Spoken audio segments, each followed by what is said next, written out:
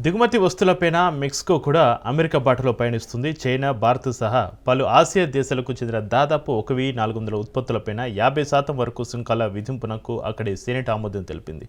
వచ్చే జనవరి నుంచి అధిక సుంకాలు అమల్లోకి రానున్నాయి. చైనా, భారత్తో పాటు దక్షిణ కొరియా, థాయిలాండ్, ఇండోనేషియా సహా స్వేచ్ఛ వాణిజ్య ఒప్పందం లేని ఇతర ఆసియా దేశాల నుంచి దిగుమతి చేసుకునే ఆటోమొబైల్స్, విడిభాగాలు, టెక్స్టైల్స్, దుస్తులు, ప్లాస్టిక్, స్టీలు తదితర వస్తువులపైన సుంకాలు పెంచాలని మెక్సికో ప్రభుత్వం ప్రతిపాదించింది. ఆ దేశ ఆర్థిక మంత్రి సెప్టెంబర్లోనే ఇందుకు సంబంధించిన బిల్లును ప్రవేశపెట్టారు. చట్టసభలో అధికార మెరీనా పార్టీకి మెజారిటీ ఉన్నప్పటికీ మద్దతు లభించలేదు. తాజాగా మద్దతు లభించడం గమనార్హం.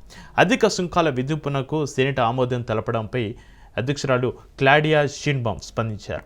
దేశీయ ఉత్పత్తి పెంచడం, చైనాతోటి వాణిజ్య సమతుల్యత సమస్యను పరిష్కరించే లక్ష్యంతో అధిక సుంకాల విధింపు నిర్ణయం తీసుకున్నట్లుగా క్లాడియా తెలిపారు. అమెరికాను బుజ్జగించే ప్రయత్నంలో భాగంగా క్లాడియా ప్రభుత్వం అధిక సుంకాలను విధించి ఉంటుందని అంతర్జాతీయ మార్కెట్ నిపుణులు అభిప్రాయపడుతున్నారు.